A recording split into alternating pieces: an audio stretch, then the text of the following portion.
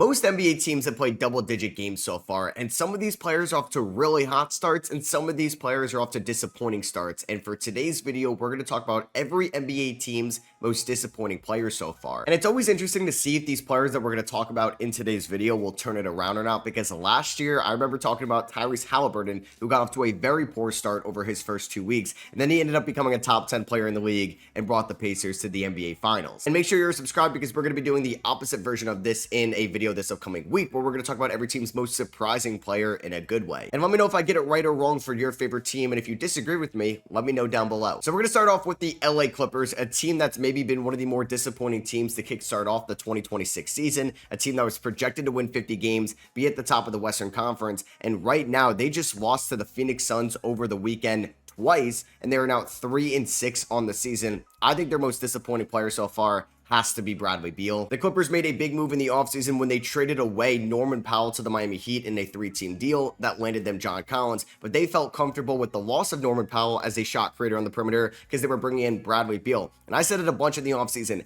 I don't love Bradley Beal in the year 2025 making $50 million, but yeah, I like him making $5 million a year, but he's been a negative player so far for the LA Clippers this season. So far this year, Bradley Beal is averaging 8 points per game, the lowest of his career by a wide margin. He's shooting 37% from the field, 36% from three, 75% from the free throw line, and does not look good whatsoever on the defensive end of the floor. Like I said, the Clippers are one of the more disappointing teams because they're not getting an offensive lift from Bradley Beal, something they were getting from Norman Powell last year. Kawhi Leonard missed a decent chunk of the first half in 2025, and Norman Powell was playing at an all-star caliber level, and they need somebody to pick them up when Kawhi Leonard is out, when James Harden is out, and Bradley Beal has not been that player for this team. A lot of the older guys have been disappointing on this team. It's not just Beal, it's Chris Paul, it's Bogdan Bogdanovic, it's Brook Lopez, it's Nick Batum, and I don't know where the Clippers are going to get better. Maybe they do turn it around, but Bradley Beal has been maybe the poster child, the most disappointing player for maybe the most disappointing team. So we just talked about one of the more disappointing teams in the NBA. Let's talk about one of the best teams in the NBA. They're at the top of the Eastern Conference right now when I'm recording this,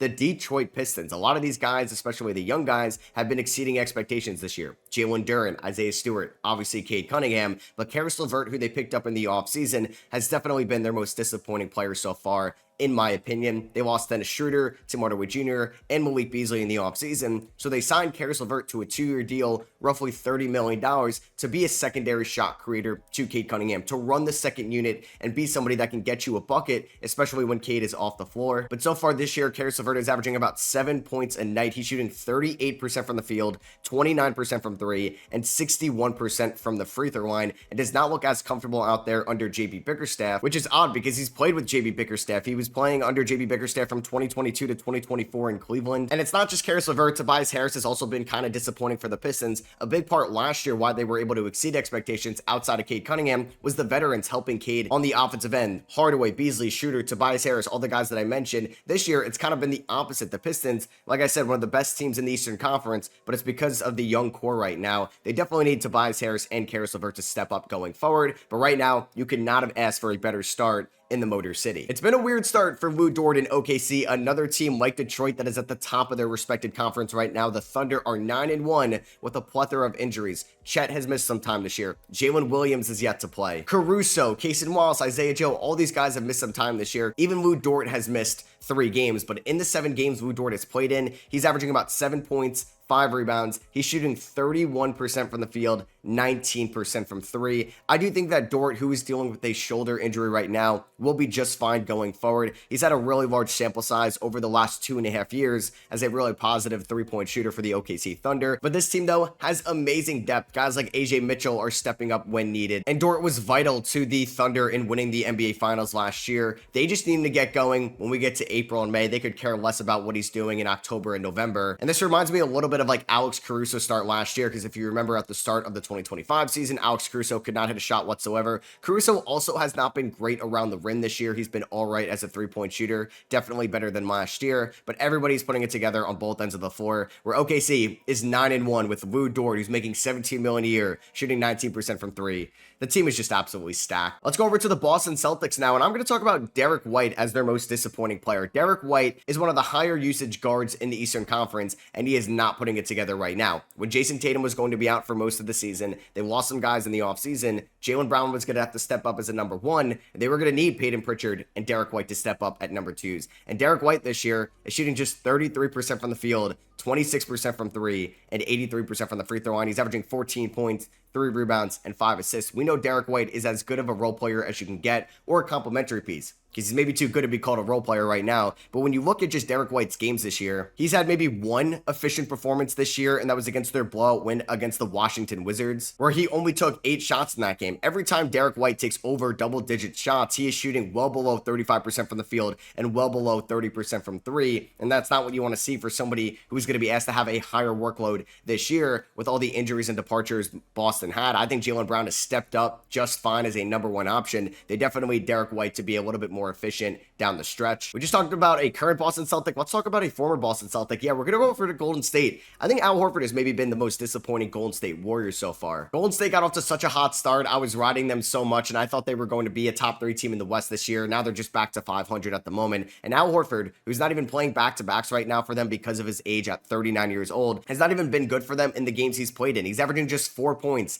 4 rebounds, shooting 29% from the field and 20% from three this year for the Golden State Warriors. He's already dealing with a foot injury as well, and I think Al Horford is still an extremely smart player. I think he's fine enough defensively, but he needs to be a little bit better, and that's why Golden State got him in the offseason, to give them this center that Steph has never really had, a good screen setter, a very smart player without the ball in his hands, a good three-point shooter, something he's not doing whatsoever this year. And I think a lot of guys on Golden State are stepping up. Heck, Will Richard has been one of their best players, and he was selected in the second round in the 2025 draft. But Al Horford, who's going to maybe be a Hall of Famer one day, who Golden State brought in on a 2-year deal because that's how valuable he could be to a team. We saw how valuable he was to Boston last year, has not looked the same in 2026. So for the Atlanta Hawks, you could talk about 2 players in my opinion. You can lead off with Zachary Risache, who was the number 1 overall pick in the 2024 draft. And if you're seeing what Stephon Castle or like Alex Sarr are doing this year, you'd like to see a little bit more out of Risache, who is shooting below average from the field and from three. I feel like the Quinn Snyder rotations have been all over the place with Risache this year, but I'm just going to go with Trae Young. And I do think injuries could play into a part of a player just being overall disappointing. It's disappointing that Trae Young isn't out there right now. It's not his fault that he suffered a knee injury. He's going to be out for 4 weeks. But in the games leading up to the knee injury, Trae Young was not shooting the ball well whatsoever. Trae Young does not get off to good starts in the regular season with his efficiency. He was averaging 18 points, which would actually be the lowest of his career ever, pretty much. And there's a lot of mouths to feed in Atlanta now with Kristaps into the fold, Jalen Johnson back. He was averaging around 8 assists. Okay, that's solid for an NBA player, but for Trae Young standards, I thought he could have averaged double-digit assists this year. 37% from the field, 19% from three, and 82% from the free throw line, which is a good number for an NBA player, but not to Trae Young standards. And it just kind of looked off to start off the year. It's only 5 games. It is such a small sample size, and we may not see Trae Young again until December. But there's also the looming factor that Trae Young is a free agent at the end of the year, and I just have no idea how this is going to look going forward. Atlanta has played slightly better basketball since Trae Young got hurt, but they're also just a 500 team this season, and Trae does mean a lot to Atlanta. So if they want to achieve what they wanted to achieve going into the year, Trae Young definitely is going to be more efficient, or has to be, when he comes back from his injury. I've enjoyed watching the Portland Trailblazers a ton this season. Denny Avdija taking that offensive leap. Jrue Holiday being a perfect veteran for this core right now. But Shaedon Sharpe has been very disappointing. Shaedon Sharpe signed a contract extension going into the year, which I thought was an absolute bargain for Portland going forward, given what Sharpe's potential could be in this league. But he has not really been efficient at all this year. I talked about before how Derek White has not had many efficient individual games this year. Same with Shaedon Sharpe. It's pretty much been like 3 games where he's been efficient around the rim, and just 2 or 3 efficient games from his 3-point shot. Now, he has been a little bit better as of late. He got off to a really poor start in his first 4 games, so his numbers may be a little bit deflated because of that slow start, where he's now shooting 38% from the field on the year, 24% from 3 throughout 9 games. It is a decent sample size for Shaedon Sharpe, and he's going to have to figure out just the 3-point shot in general, which has always been a little bit shaky in his career. He shot 36% from 3 as a rookie, 33% from 3 as a sophomore, 31% from 3 last year, and it's at 24% on 7 attempts a night. If you're going to be that negative as a shooter on that type of volume, you're really going to shoot your team out of games. And maybe it's just trying to get more comfortable in this new lineup rotation. I have no idea if things are going to change when Scoot Henderson comes back, but Shaedon Sharpe is still 22 years old. I still have a lot of belief in him that he's going to turn it around. A lot of San Antonio Spurs are exceeding expectations this year, and they've been one of the more entertaining teams in the NBA. They're at the top of the Western Conference right now, technically the number 2 seed behind the Oklahoma City Thunder when I'm I'm recording this. I'm going to say that Devin Vassell, though, has been their most disappointing player. They've had some injuries to guys this year like De'Aaron Fox, Dylan Harper, and Jeremy Sohan, but for the minutes Devin Vassell is playing in, I think he's been a little inefficient at times. Now, the three-point shot is starting to come around, which is really encouraging. So I think when you're picking like the most disappointing Spur, you're splitting hairs at this point.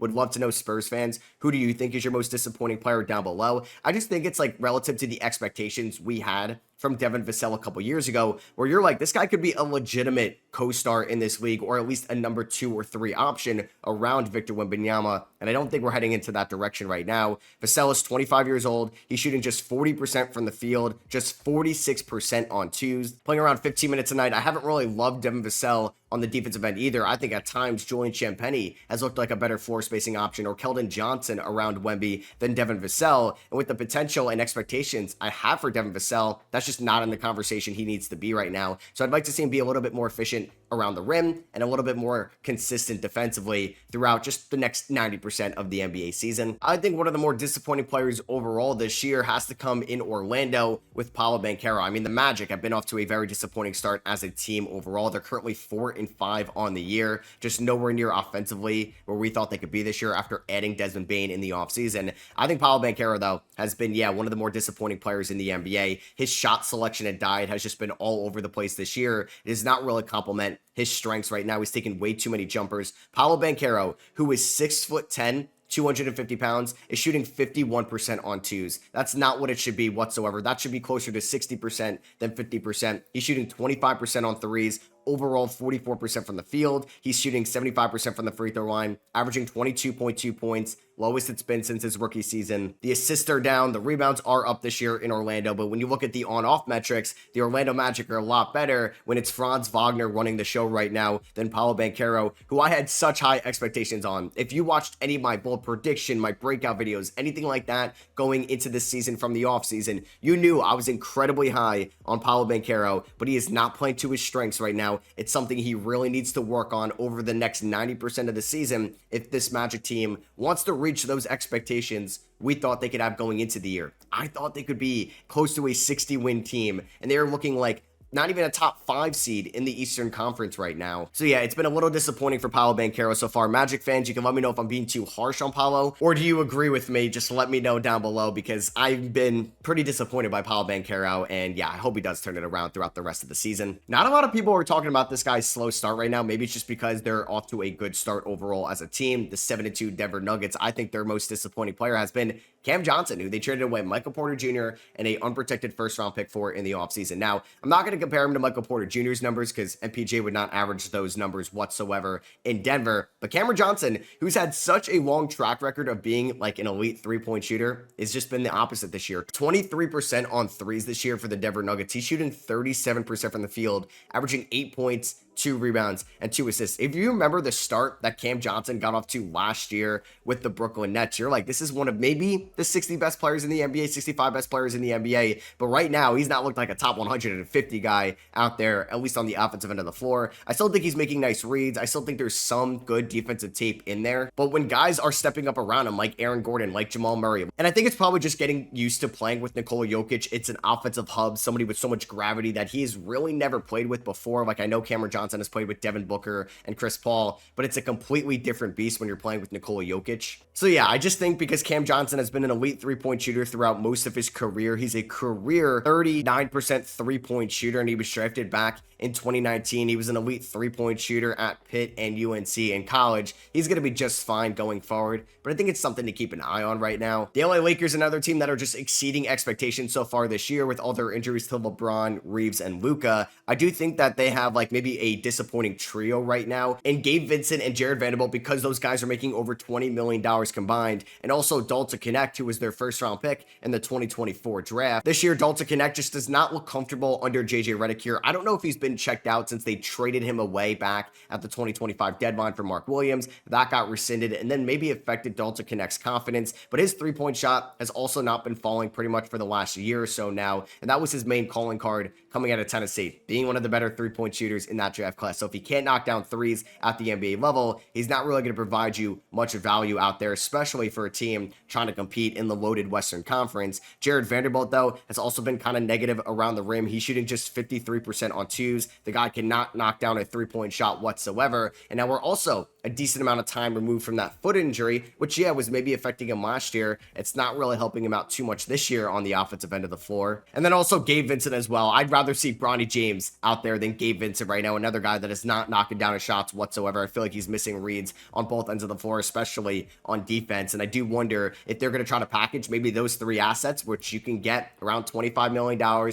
Maybe there's some value in Vandy on the defensive end of the floor, or maybe some value for Dalton Connect because he was a first-round pick about a year and a half ago. Maybe all three of those guys are going to be off this team after the deadline because Laravia, Smart, Aiden, Hashimura, all these guys have kind of stepped up around Luka and Reeves so far. Another really disappointing player this year, Ja Morant of the Memphis Grizzlies. The Grizzlies are off to a terrible start this year overall as a team. They're currently 4-6 right now, and it's a tough Western Conference to try to get out of that pact. And Ja Morant, though, 37% from the field, 12% from three, averaging 20 points per game, which is the lowest since his sophomore year in 2021, and 7.9 assists. Has also been suspended in a game as well. We all know how that game went against the LA Lakers, where it looked like he was checked out in the second half of the season. He didn't respond well to the media and his coaching staff after the game, and he got suspended 2 days later against the Toronto Raptors. There's now been trade rumors, which is just something you don't want around that locker room, just an added distraction to a team not really meeting expectations right now. And Ja Morant, back in 2022 and 2023, was one of the 15 best players in the NBA. He was averaging 27 points per game. He was kind of like an MVP candidate at one point,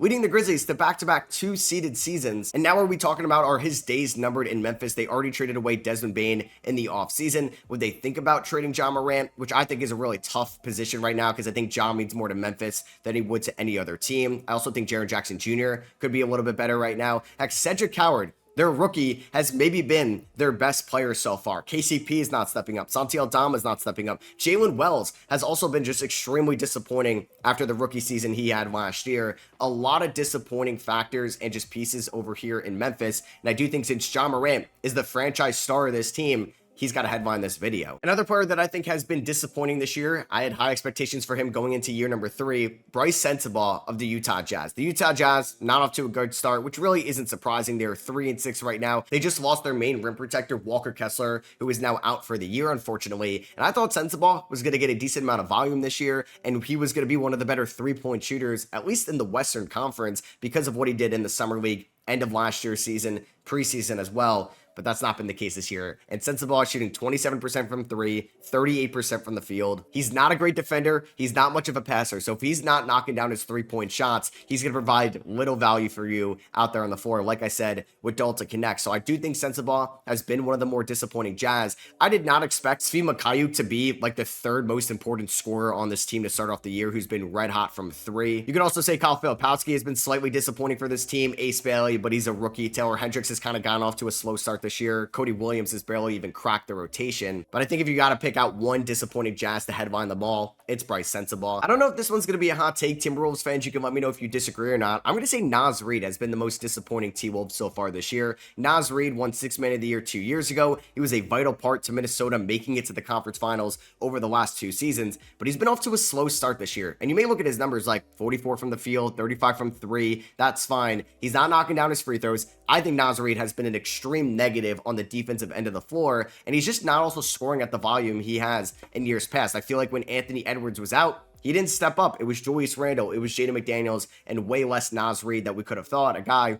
that just got extended from the Minnesota Timberwolves in the offseason. But I think it's me just being a little bit more disappointed with Naz Reid's defensive intensity and him not maybe taking a level up offensively this year. I think you can also give a shout to Terrence Shannon Jr., who a lot of people expected as a breakout player this year, but he's been really struggling this year, more so around the rim. Rob Dillingham really hasn't taken a leap in year 2 so far either, but he's also dealt with a minor injury this year. We'll see how those guys can do over the course of the season. But yeah, I think with just Anthony Edwards being out, like Randall McDaniels, Dante stepped up. I don't really feel like Naz Reid stepped up, but like I said, T.O. Sands, let me know if you disagree or not. All right, for the Toronto Raptors, though, a lot of their top scorers have kind of stepped up in different ways this year. Ingram, Barrett, and Barnes, and the Raptors have been pretty much playing 500 ball all year long, but I think Emmanuel Quickley has been their most disappointing player. We know that Quickley got a nice contract extension from the Raptors in the 2024 offseason, where he's now making $32.5 million this year and over the next 3 years. And he is just not taking that leap that we thought he could take, especially after having a very good second half with the Raptors after getting traded to them in the 2024 season. So far, Quickley this year has been averaging 14 points, 4 rebounds, and 6 assists for the Toronto Raptors, 40% from the field, 33% from three. If you look into the on-off metrics, though, this team is a lot better when it's like Mamu on the floor, and they can maybe have Scotty Barnes as one, or Jamal Shed out there as well, because teams are not really respecting Emmanuel Quickley as a three-point shooter, which has also been one of his calling cards in his career. He's never really been efficient around the rim. He shot under 50% on twos for most of his career, so he's going to beat you from three-point range, and if he's going to shoot 33% on threes on about 6 a night, that is not going to allow Toronto to reach their full maximum offensive potential, and we didn't really get that with Quickley last year. I was going to give him the benefit of the doubt. It was a weird year. He was banged up a ton, but he's healthy now. I want to see him start to knock down a shot. For the New York Knicks, it has to be Gershon Yabusele. There was somebody that I thought could be a good rotational player for the Knicks in the offseason. They gave him their taxpayer biannual exception for about $5.5 million this year, $5.7 million next year on a player option. I'm like, yeah, this is obviously going to be a one-year deal. He's going to opt out of that. No, Gershon has been maybe one of the worst rotational players in the NBA this year. He's averaging 2 points, 2 rebounds, 27% from the field, 23% from three. He does not look like he's in game shape either compared to where he was last year for the Philadelphia 76ers. I thought he was way more of a hustle guy last year in Philadelphia. I'm not seeing that on display this year. He played 27 minutes a night for the Sixers last year, 10 minutes a night this year. I thought maybe the intensity could go up. It's not really doing that right now. Maybe it's him getting adjusted to a new environment here in New York under Mike Brown, who has different philosophies on the basketball floor than Nick Nurse does, but it's not working right now for Gershon. I need to see him have that one good game this year, because I don't think he's had a single good game, and when he's out there, you kind of forget he's out there. You're like, oh yeah, Gershon Yabusele is a New York Knick. I didn't even realize that. All right, so let's go to the Philadelphia 76ers, Gershon's old team, and there was 2 players I wanted to talk about specifically. The first one could have been Joel Embiid, just because he's been off to somewhat of a slow start this year. He's been on a minutes restriction. He did have a nice game against the Toronto Raptors on Saturday night. Definitely one of his better games this season. But if you watched him against like Chicago, against Boston, there haven't been some great Joel Embiid games this year, but I think he's going to be just fine going forward. And he's starting to get ramped up a little bit more. And I think that game against Toronto, he's had another good game against Boston this year, and a good game against the Wizards and Hornets. Maybe not the best defensive front courts in the world, but I think he'll turn it around. I think Justin Edwards has probably been one of the more disappointing players in Philadelphia. He was an undrafted player in the 2024 class. He was one of the more exciting rookies. It looked like he could maybe be a 3-level scorer at the NBA level. He's not knocking down his shots whatsoever. He's probably been the worst, or one of the worst rotational players in Philadelphia this season, averaging just 38% from the field, 36% on threes, 44% on twos. He's playing just 11 minutes a night. His playing time has been very sparse this season. And now there's a lot of new mouths to feed in Philadelphia, right? You have Maxey healthy. He wasn't playing a lot with Edwards last year. McCain just came back. Grimes is here now. Edgecombe is here now. Paul George is about to come back. I'm worried Edwards may fall out of this rotation completely going forward after such an exciting rookie season. The Sacramento Kings are off to a 3-6 start this year. Their offense has been fine. Their defense has just been abysmal to watch, because Scott Perry in this front office just did not put out a roster that really complements each other whatsoever. Russell Westbrook has been maybe their best player, and that is something you do not want to say in the year 2025. And I think their point guard, who they gave $45 million to in the offseason, Dennis Schroeder, has probably been their most disappointing player so far. He's been way too inconsistent for this team as an offensive player. About 14 points, 7 assists on the season, which is encouraging. 40% from the field, 29% on threes. And like I said, has just been really inconsistent. He can have a really nice game against like the Utah Jazz, and then followed up with an inefficient stinker against the LA Lakers. He can have a really good game against the Milwaukee Bucks and Denver Nuggets, and then followed up with 2 stinkers against the Golden State Warriors and the Oklahoma City Thunder. It's just way inconsistent point guard play out of Dennis Schroeder. And maybe some of that is not his fault either, because he's got to share a backcourt with Russell Westbrook, and these guys are just non-shooting guards right now. It doesn't really make a lot of sense whatsoever. Domantas Sabonis has been banged up this year. Keegan Murray is yet to play for this team. Not a lot of individual guys have been like super disappointing in Sacramento, so you're kind of splitting hairs at this point, and maybe just nitpicking to find that guy. guy. It's just they don't work whatsoever as a team. We knew that in the offseason, and we're seeing it on display right now, where I got to watch Drew Eubanks play a ton every single night. So for Cleveland, this is an interesting one because I think relative to expectations, Evan Mobley, they've been slightly disappointing. You maybe wish you saw an offensive leap throughout his first 10 games this year, but I think Kenny Atkinson and the Cavs are experimenting a ton with their offensive game flow right now. DeAndre Hunter's had some nice scoring games, but he's also been inefficient at times in the absence of Darius Garland. I'm going to go with one that just pains me to say. I think Lonzo Ball has been kind of disappointing for the Cavs. Now, Lonzo will still make good passing reads. He's still a solid and smart defender out there, but you can't really play in meaningful minutes if he's going to shoot 28% from the field, 23% from three, and 60% from the free throw line. Those are non-playable numbers out there when you have guys like Craig Porter Jr. who have been more efficient. Tyrese Proctor has been more efficient than Lonzo Ball, and Darius Garland just came back. Donovan Mitchell has kind of just been a flat-out shooter for this team, nursing with an injury. You'd rather play him at your point guard position than Lonzo Ball right now. And I know Lonzo will make some plays that just don't show up in the traditional box score, but if he's just going to be this complete non-shooter for them this year, it's hard to justify giving him minutes when the games matter the most. I mean, for the Charlotte Hornets, I could bring up Brandon Miller, who's already hurt, which is kind of disappointing. LaMelo Ball, currently dealing with ankle issues. Where have we heard that before? Kind of disappointing. But I think somebody that's actually played for the Hornets that's been disappointing, Trey Mann. Trey Mann was a very fun player to watch in the 2024 season after getting traded from OKC to Charlotte, where he was a good three-point shooter. You could trust him in isolation. Last year, got off to a good start as well throughout 13 games, suffered a season-ending injury. He got a 2-year extension from the Hornets this offseason, and he's been a complete negative as an offensive player this year when he's already not even providing you that much value on the defensive end of the floor. He's shooting just 35% from the field, 28% on threes this year, averaging around 11 points a night. I feel like he's kind of been a ball stopper for this team when I'd much rather see Colin Sexton or Con Knipple carry the offense right now when LaMelo Ball is on the shelf. It's way too early to be watching Miles Bridges as a number one option. It's just like, I want to see this team fully healthy, but I've been saying that for the last 3 years, and I get let down every single year. All right, so the Pelicans are 2-7 right now. We know they don't own their first round pick at the end of the year. It's nice to see Derek Queen step up a little bit as of late. You could go with 2 different guys here for the Pelicans, maybe even 3. I was going to go with Trey Murphy. He did have a really nice game yesterday against the San Antonio Spurs, so yeah, maybe turning it around. I'm going to say Zion Williamson has been their most disappointing player this year. I said it all offseason. If Zion can stay healthy, he's a top 15 player in the NBA. And if you watch that first preseason game against Melbourne United, I was like, this guy looks like he's in the best shape of his life. He's carrying out there. He's treating it like a playoff game, running all up and down the floor. Zion this year, in the best shape of his life, which I do think he is in, is already hurt this year and is already dealing with a hamstring injury, an injury that has plagued him a lot throughout his career. He's missed a ton of games with hamstring injuries so far in his injury-riddled career. And Zion, when he's been out there, has also not been that good either. We know Zion is not a three-point shooter. He's pretty much been a non-shooter most of his career, doesn't really take a lot of threes in general. He's shooting just 48% on twos, so he's shooting 48% from the field this year. That is not what you want to see from Zion Williamson, who's been pretty much a career 60% at the rim guy, 60% on twos, and he's shooting 48% in the best shape of his life. So maybe Zion losing some weight allows him to not have that much strength and physicality down low. Those could potentially be correlated, and it sucks that he's already hurt when he's in the best shape of his life.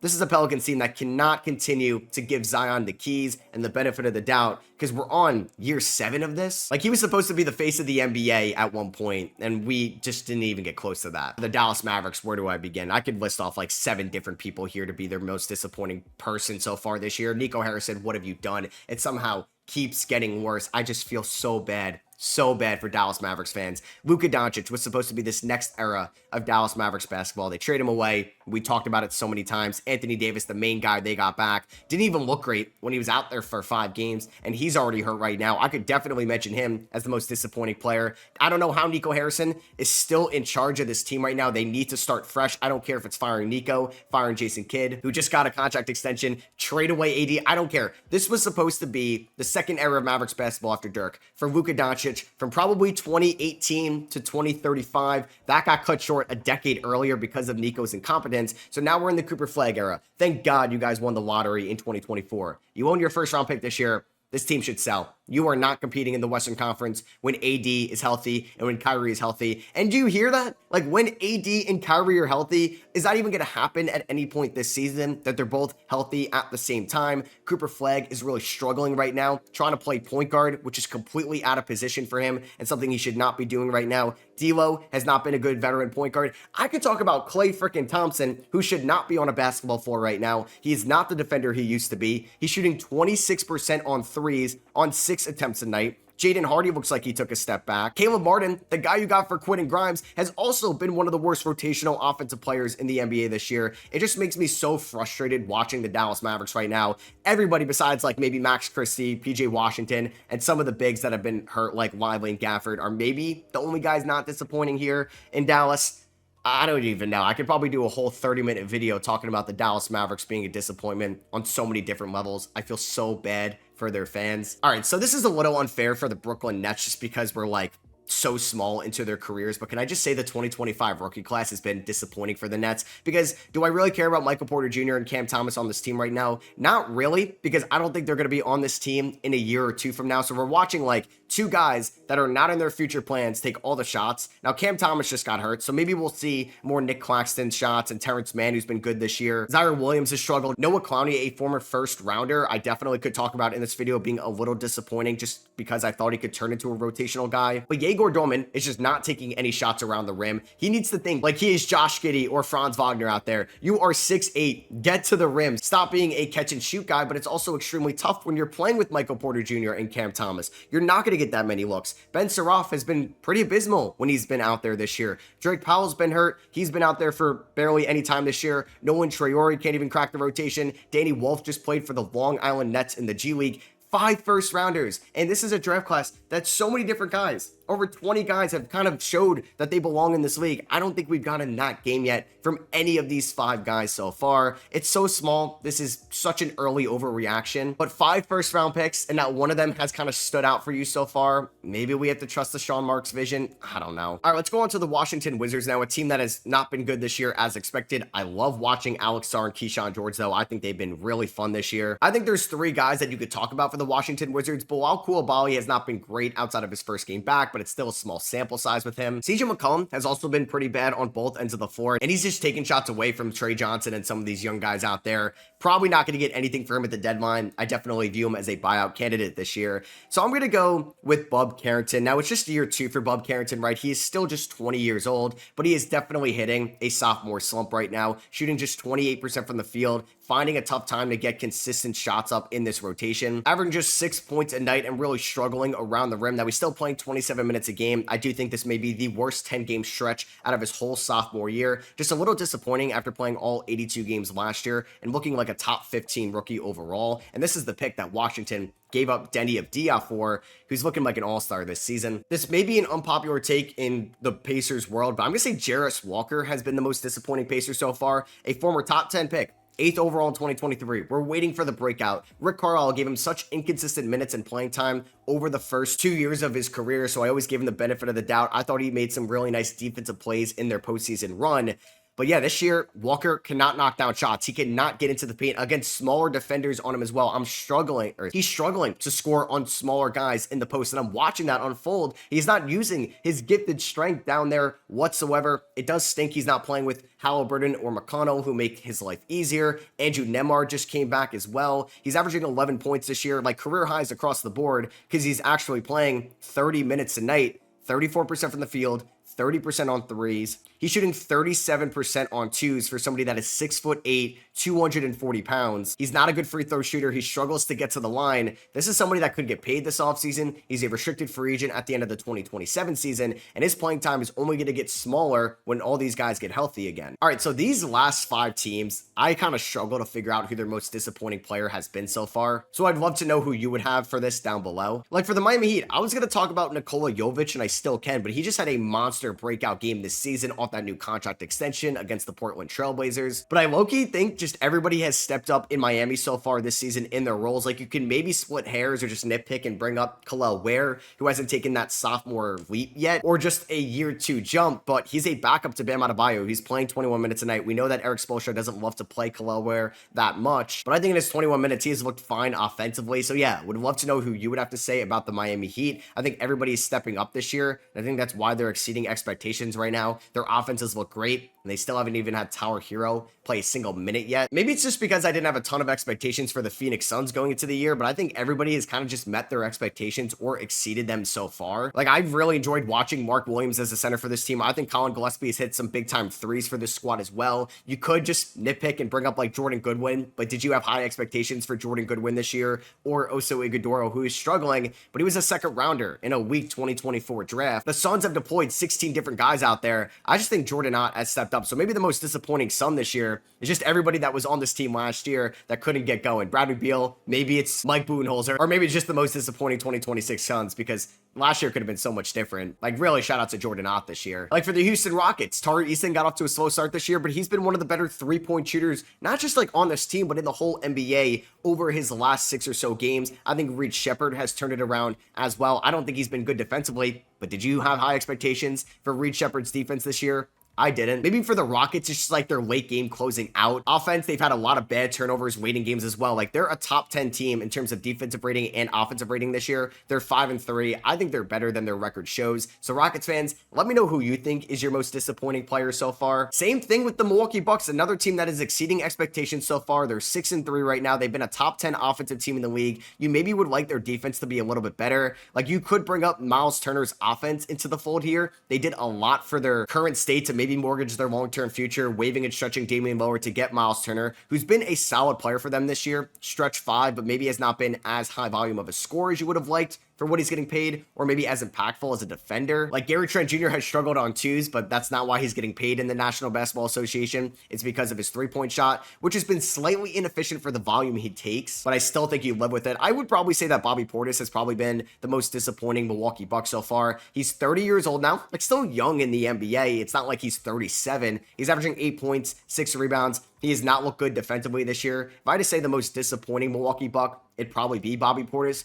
who I think would be a very intriguing piece at the deadline, just given that he's not on a bad contract whatsoever. 13 mil, then 14 mil, then 15 mil, and could provide just a little bit more value to maybe a different team. Maybe the Sacramento Kings. They need somebody in the front court. And the Chicago Bulls are also 6-3 this year. They've been one of the more entertaining teams to watch in this league. I think a lot of people have stepped up on both ends of the floor. The depth has just looked like one of the better, stronger bench units in the NBA. Maybe Kevin Huerter's been a little disappointing just because he's not knocking down his threes right now. Maybe it's Dalen Terry, who's a former first rounder, like was picked in the same range as Tari Eason, and Walker Kessler hasn't really been much of a rotational guy, but the Bulls have looked good this year. Josh Giddey looks like an all-star, and they haven't had Kobe White play a single minute for this team. So yeah, am I going to really say Dalen Terry? Hey, you're in a good spot if Dalen Terry is your most disappointing player this year. I do think a lot of people on the Suns, Rockets, and Bulls, and the Miami Heat have just kind of all stepped up this year. And that's why I think relative to their expectations, they've been better so far this year. It's because everybody is stepping up, even the coaching staffs. So that is going to be it for me. Hope you guys did enjoy this video. Let me know if you agree or disagree with anything I said down below in the comments. Drop a thumbs up if you guys did enjoy. And make sure you're subscribed because I'm going to be doing this same type of video for every team's most surprising player in a good way. I'm also going to talk about just every team's best player overall in a video as well. So be on the lookout for that.